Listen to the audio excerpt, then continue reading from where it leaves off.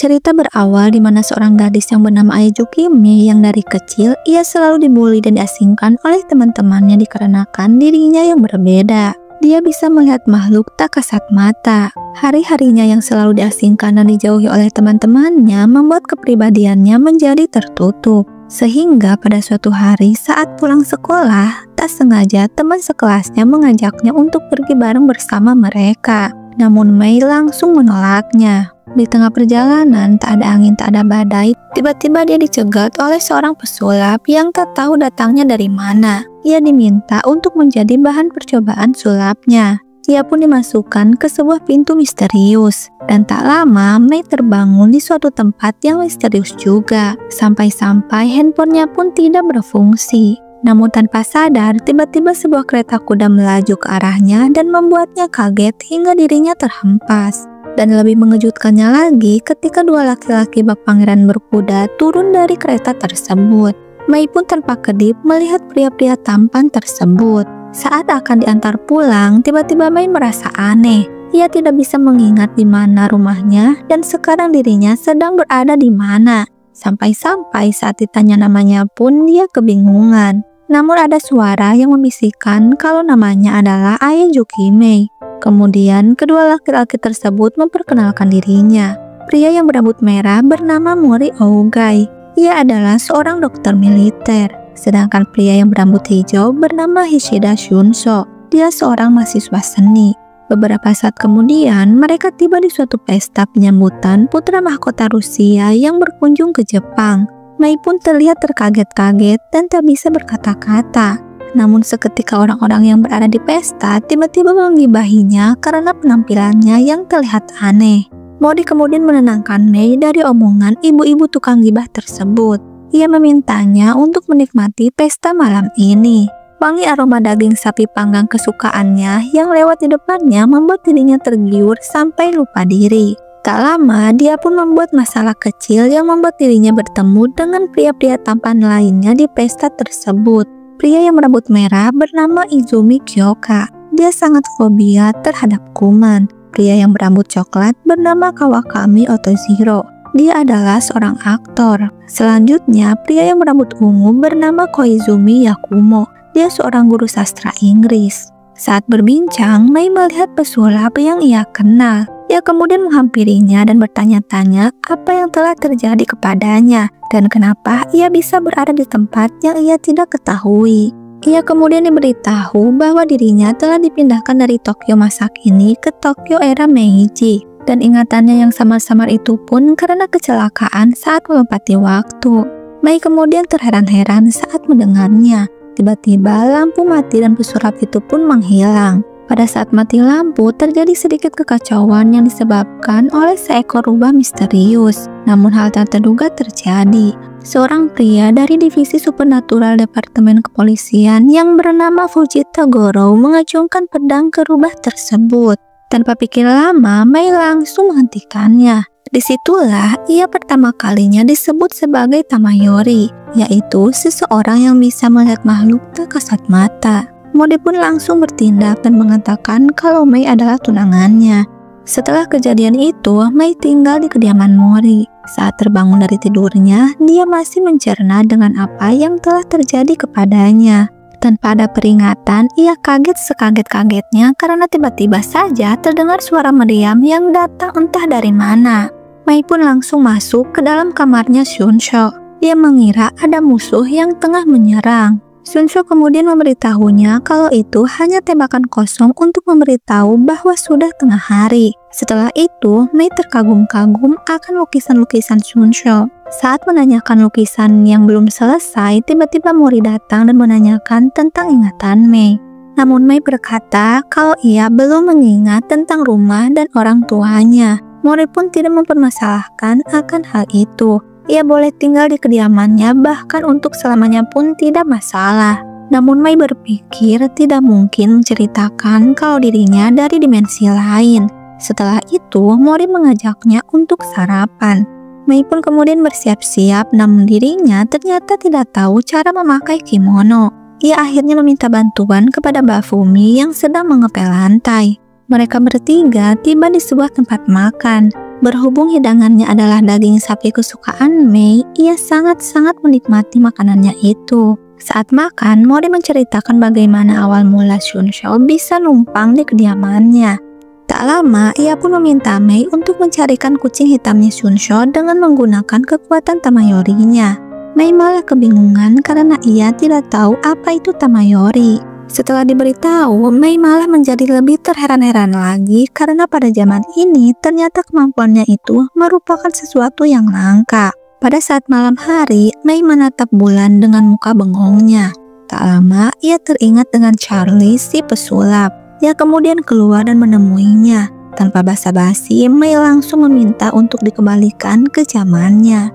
Namun pesulap tersebut tidak bisa mengembalikannya untuk sekarang, karena kondisinya harus sama saat ia melompati waktu saat itu, yaitu pada saat malam bulan purnama.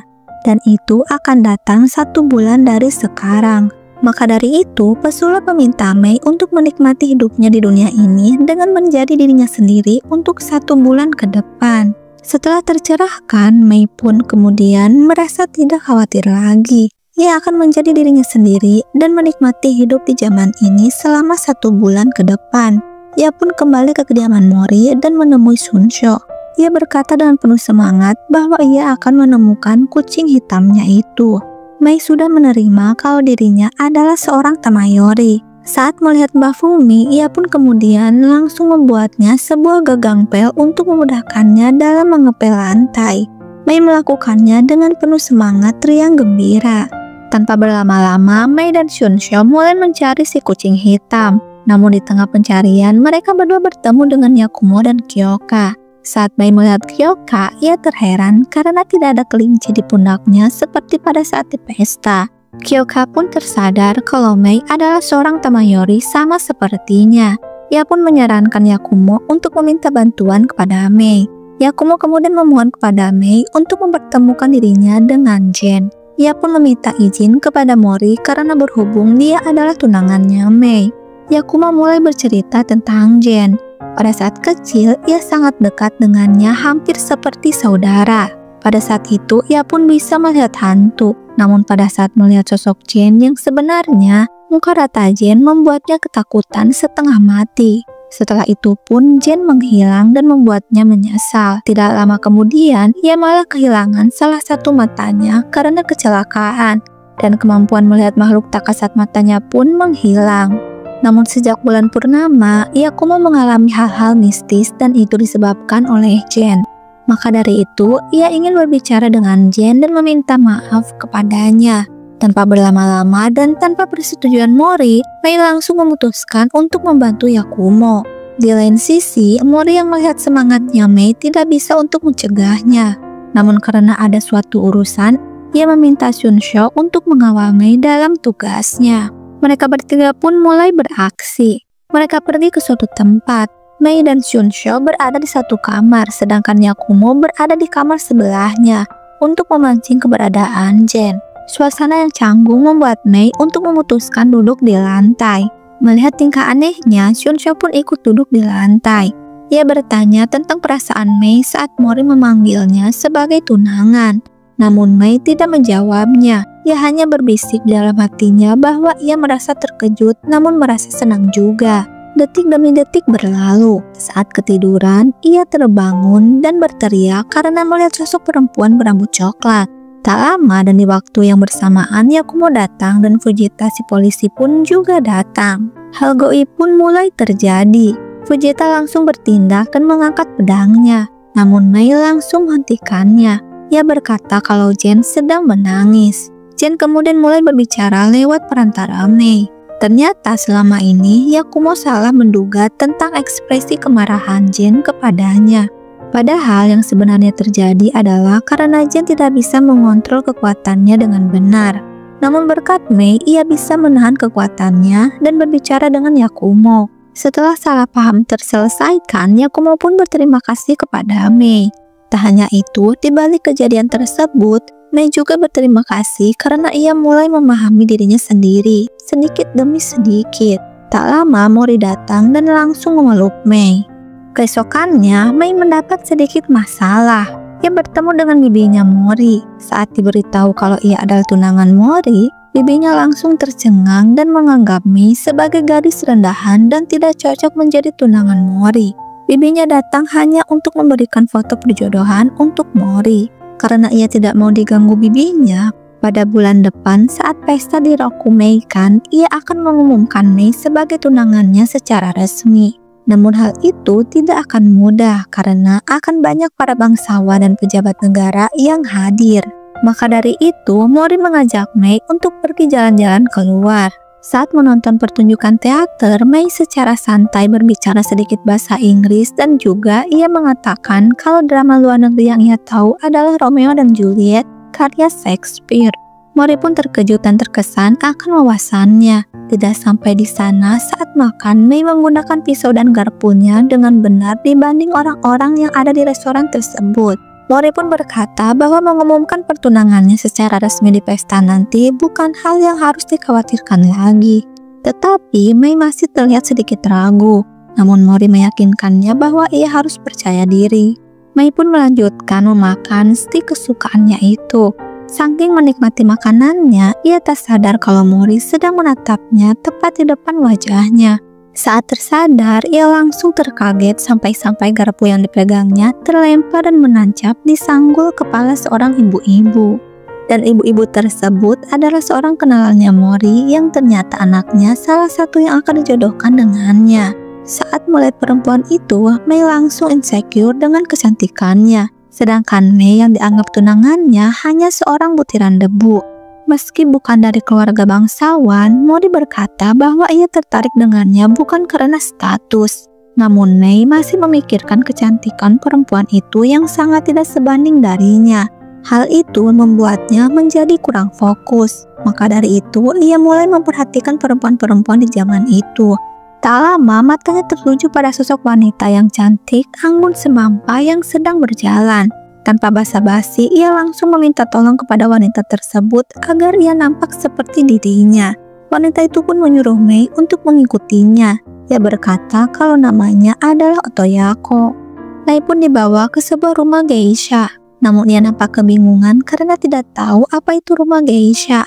Otoyako kemudian menjelaskan bahwa itu adalah sebuah rumah kos-kosan untuk gadis yang berkumpul dari seluruh Jepang. Untuk belajar upacara minum teh, merangkai bunga, samisen, taiko, menyanyi, dan menari. Mei kemudian meminta Otoyako untuk melatihnya agar bisa menjadi seperti gadis bangsawan, agar dirinya bisa menjadi gadis yang cantik, elegan, dan lembut, agar tidak mempermalukan Mori sebagai tunangannya. Namun jalan menuju hal tersebut tidaklah mudah. Ia menjalankan pelatihan yang keras dari Otoyako.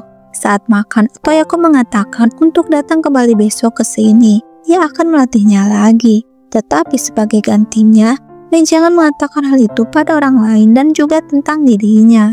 Mei pun kemudian pamit pulang dan ternyata orang yang menjadi Otoyako adalah Kawakami si aktor.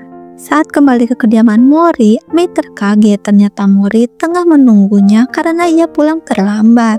Ia hampir menceritakan tentang Otoyako kepadanya. Tanpa berlama-lama, Mei langsung izin pamit untuk membantu Mbak Fumi.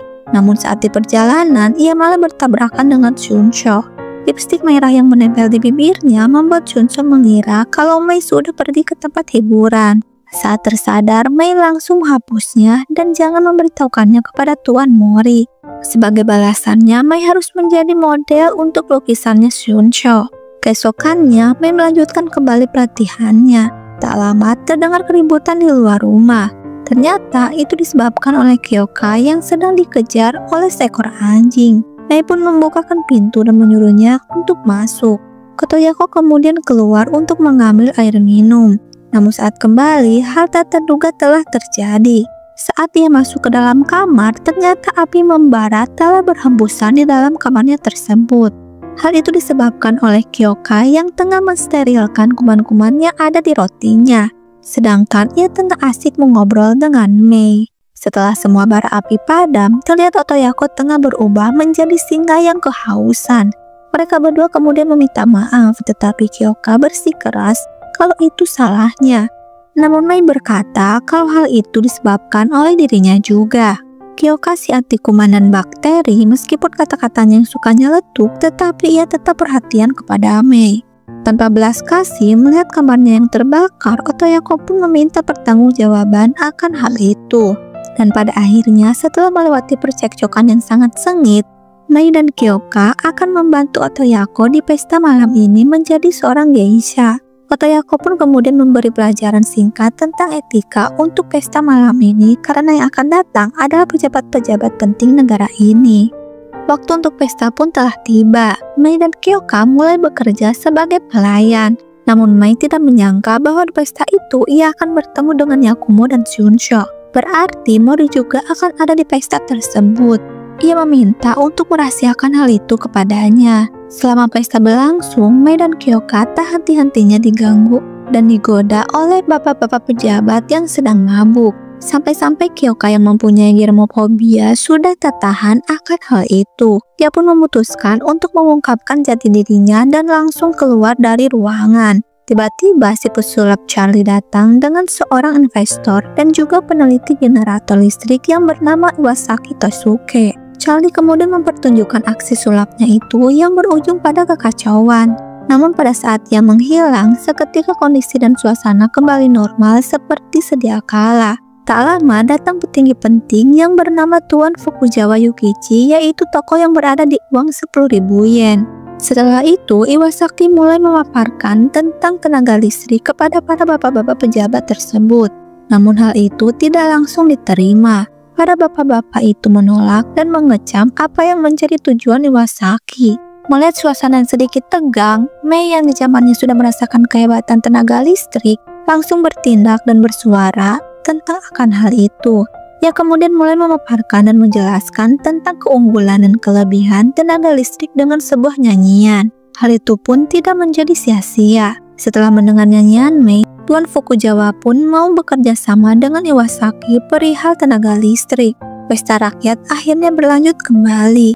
Iwasaki kemudian menghampiri Mei dan mengajaknya untuk menjadi partner pasangan hidupnya karena kepintarannya akan suatu hal. Tetapi tak lama Mori datang dan mengajak Mei untuk berbicara. Ternyata Mori sudah mengetahui kalau pelayan itu adalah Mei.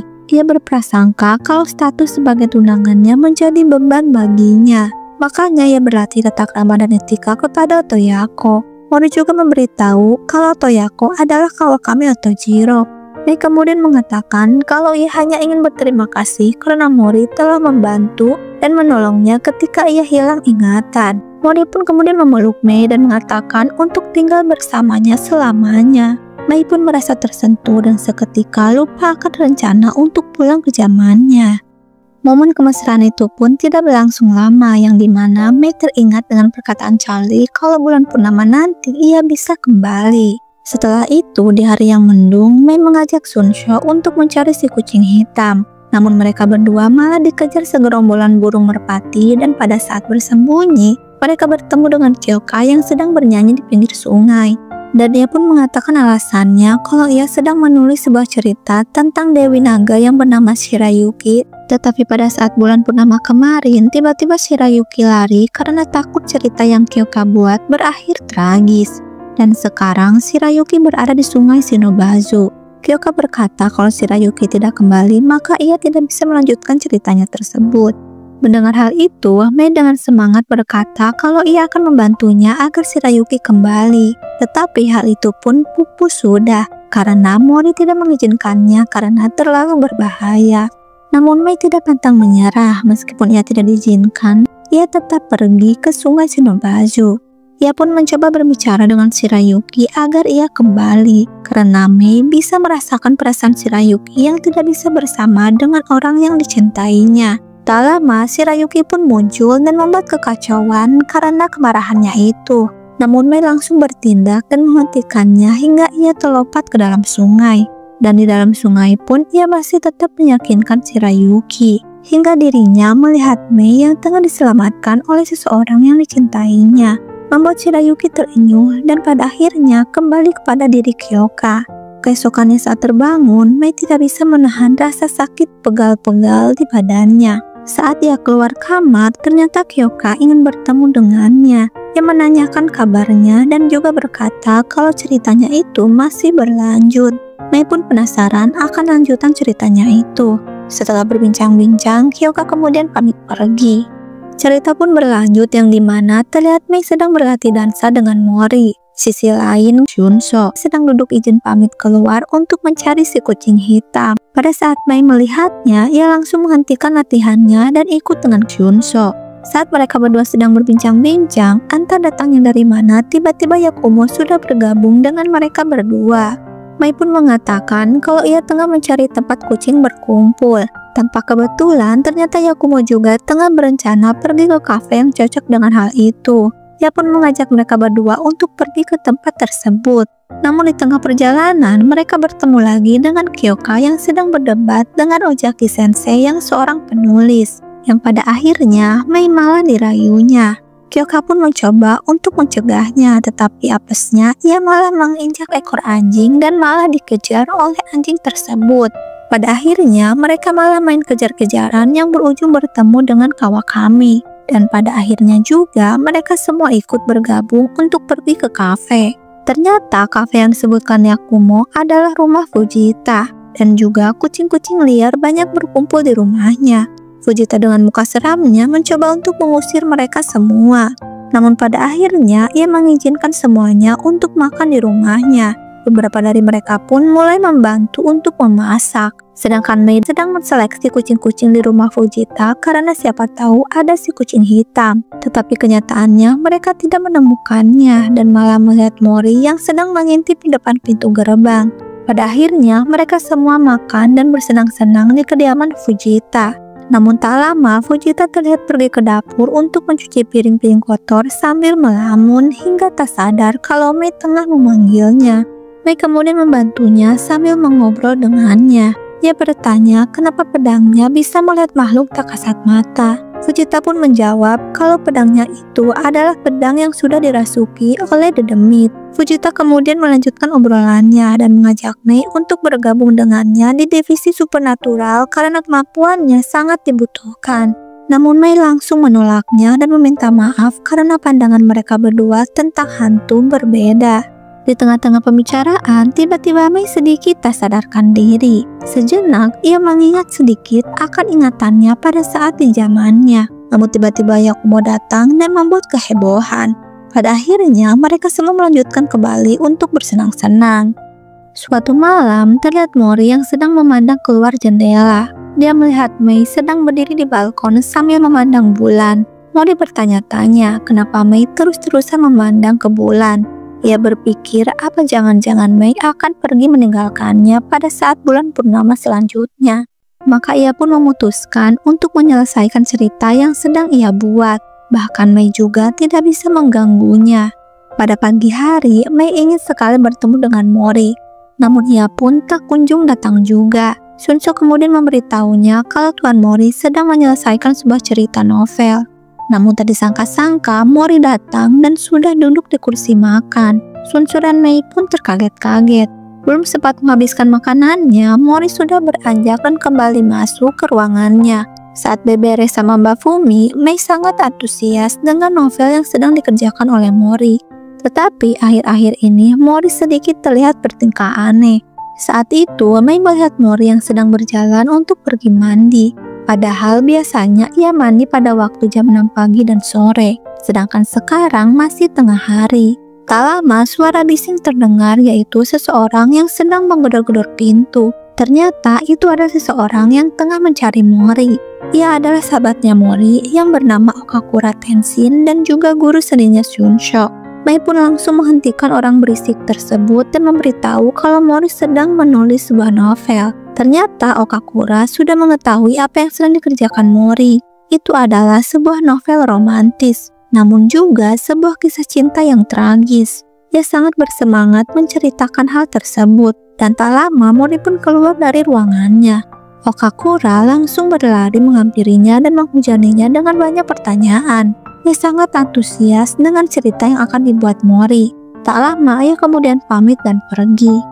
Pada saat malam hari, Mei tidak bisa tidur karena memikirkan Mori dan bulan purnama yang sebentar lagi akan datang. Saat ia akan memejamkan matanya, tiba-tiba Charlie muncul di kamarnya. Dengan spontan, Mei langsung menendangnya. Charlie kemudian memberitahu kalau bulan purnama sebentar lagi akan datang, dan ia bisa memulangkan Mei ke zamannya.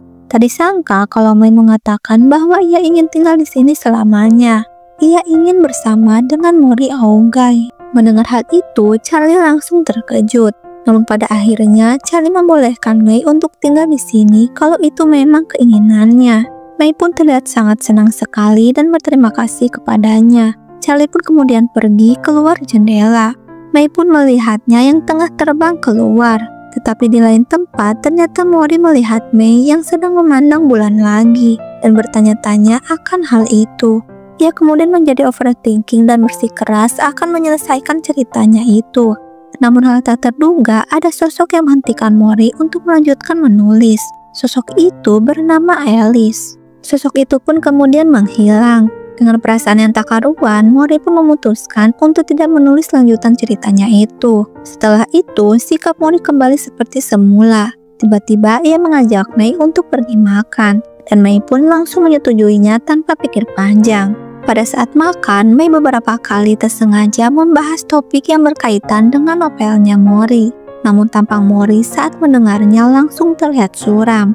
Tak lama, Mori berkata kalau ia akan berhenti menulis. Sontak Mei pun langsung terkejut dan terlihat sedikit murung. Ia mencoba meyakinkan Mori untuk melanjutkan ceritanya itu. Bahkan sampai tiba di rumah pun, Mei mengatakan lagi bahwa ia ingin Mori untuk melanjutkan menulis novelnya itu. Tetapi hal itu pun sia-sia. Mori langsung masuk ke ruangannya. Sunso yang melihat kejadian itu langsung mengajak Mei untuk berbicara. Ia memberitahukan kalau cerita yang sedang ditulis Mori itu adalah cerita tentang Mori dengan mantannya. Sunso pun menceritakan kisah cinta mereka yang tidak bisa bersama dan berakhir dengan perpisahan. Mori pun selalu terbayang-bayang akan sosok Alice yang mantannya tersebut. Setelah mengetahui kebenaran akan hal itu, Mei dengan ragu-ragu mencoba untuk menemui Mori. Namun ternyata Mori tidak ada di ruangannya. Mei kemudian berlari untuk mencarinya.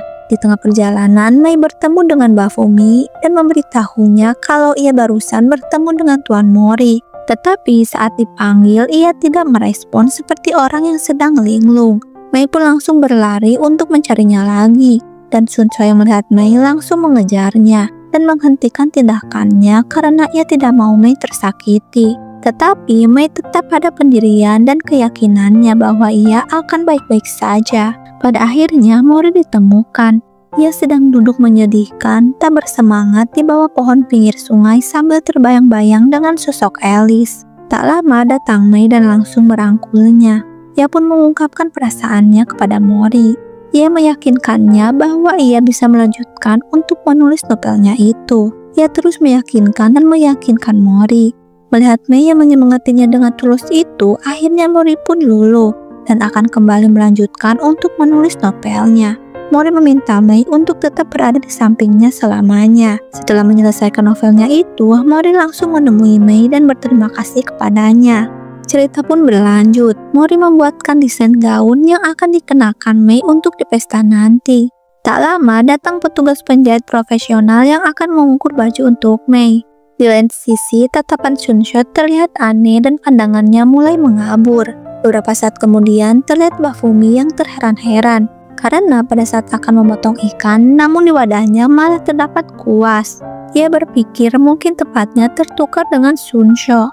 Mei berencana untuk mengatakan itu kepada Sunshot dan pergi ke sekolahnya. Namun pada saat tiba di kelasnya, malah terjadi keributan.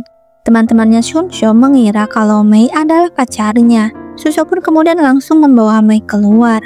Mei kemudian memberikan kuasnya tersebut, dan Sunshot pun berterima kasih akan hal itu. Tiba-tiba teman Sunshot yang bernama Taikan berlari menghampiri mereka berdua. Ia tidak percaya kalau Sunshot telah mempunyai pacar. Agar tidak terjadi salah paham, Mei kemudian mengatakan yang sebenarnya. Taikan kemudian berterima kasih kepada Mei yang telah mengantar barang Sunshot yang ketinggalan. Taikan mengingatkan Sunshot tentang pameran seni dan tentang ambisi seni mereka berdua di pameran nanti. Ia pun menanyakan tentang lukisan kucing hitamnya Sunshot. Seketika raut wajah Sunshot langsung terlihat murung dan ia berkata mungkin lukisannya tidak akan selesai. karena ia tidak bisa melukis lagi. Melihat tingkah aneh Sunsho, Taikan pun langsung sadar bagaimana dengan kondisi Sunsho. Dia mengatakan dengan nada marah kalau Sunsho harus segera pergi ke dokter dan matanya harus segera dioperasi. Kalau tidak akan terjadi kebutaan. Ia berharap Sunsho segera pergi ke dokter. Di sisi lain, Mei yang baru saja mendengar kondisi yang dialami Sunsho langsung tercengang. Dia mencoba berbicara dengan Sunsho agar ia mau mencoba untuk melakukan operasi. Namun Sunsho sudah terlihat putus asa dan menyerah. Ia pun membuang semua hasil karyanya itu. Namun Mei tidak pantang menyerah. Ia pun pergi dan kembali dengan membawa lukisan Sunsho yang telah dibuangnya tersebut. Ia mencarinya dengan susah payah. Mei pun mengatakan janjinya Sunsho yang akan melukisnya. Mei meminta Sunsho untuk melukisnya. Dalam lubuk hati Sunsho berkata kalau ia ingin melukisnya. Ia berkata kalau dirinya sangat mengaguminya. Sunsho berkata kalau ia benar-benar ingin melukis. Tak lama, Mei melihat si kucing hitam dan langsung mengajak Sunsho untuk kembali pulang ke rumah. Ternyata si kucing hitam tersebut telah kembali ke lukisannya. Tak lama, Mori datang dan memuji keindahan lukisannya tersebut. Dia kemudian mengatakan bahwa dirinya bangga kepada Sunsho dan sangat bahagia. Melihat kebahagiaan itu, Mei merasa senang bisa melihat lukisan si kucing hitam yang indah. Namun ternyata lukisan tersebut telah mengingatkan Mei akan sesuatu atau kejadian pada saat di zamannya. Dia telah mengingat semua ingatannya. Malam hari terlihat Mei sedang merenung. Ia sudah mengingat semua tentangnya saat di zamannya. Ia mempunyai banyak teman yang ternyata semuanya hantu. Rumahnya adalah toko barang antik. Saat dirinya berbeda dari teman-temannya, ia mulai menutup telinganya dan berhenti berurusan dengan hantu maupun orang-orang. Saat sendirian, ia merasa lebih tenang. Tetapi seseorang mengajaknya berbicara. Lalu ia bertemu Charlie dan pergi ke Tokyo era Meiji dan bertemu dengan Mori Ogai. Ia tersadar kalau dirinya yang sekarang adalah dirinya yang sebenarnya. Tak lama, tiba-tiba suara Charlie terdengar dan memanggil Mei. Charlie berkata kalau Mei banyak berubah setelah datang ke dunia ini dan lebih banyak tersenyum. Itu membuatnya senang. Charlie mengingat kalau besok adalah bulan purnama dan ia senang ketika Mei mengatakan kalau ia ingin di sini selamanya. Saat Mei akan berbicara, tiba-tiba ia dipanggil oleh Pak Fumi dan berkata kalau Mori memanggilnya. Mei kemudian menemui Mori yang terlihat sangat berbahagia. Ternyata gaun yang akan dipakai Mei di pesta besok telah selesai dijahit. Hati Mei langsung tertegun. Ia berkata kalau ia sangat bahagia. Mei pun meminta untuk memakai gaunnya sekarang. Dan setelah itu, Mei kemudian berdansa dengan Mori. Mereka berdua sangat menikmatinya seakan-akan itu adalah yang terakhir. Keesokannya, Mei mengunjungi semua tempat yang ia pernah kunjungi di zaman ini. Ia berjalan dari satu tempat ke tempat lain. Pada saat malam di mana pesta yang ditunggu telah tiba, semua yang ada di pesta dikejutkan dengan kedatangan Mei. Ia mengenakan baju seragamnya saat pertama kali datang ke zaman ini dan tidak mengenakan gaun pemberian Mori. Ia kemudian berdansa dengan semua orang yang ia temui di zaman ini. Setelah selesai, ia bertemu dengan Sunsho yang sudah menunggunya. Sunsho berkata kalau ia sering berdoa agar ingatan Mei tidak pernah kembali. Tetapi ia mengerti bahwa Mei mempunyai tempat yang ingin ia tuju, dan Mori pun pasti mengerti akan hal itu. Sunsho kemudian memberitahu kalau Mori berada di taman tempat di mana pertama kali mereka bertemu, dan menyuruh Mei untuk pergi ke sana. Setibanya di taman, ia kemudian bertemu dengan Mori. Mei pun mengatakan bahwa ada beberapa hal yang masih harus dia lakukan di tempat itu alias di zamannya.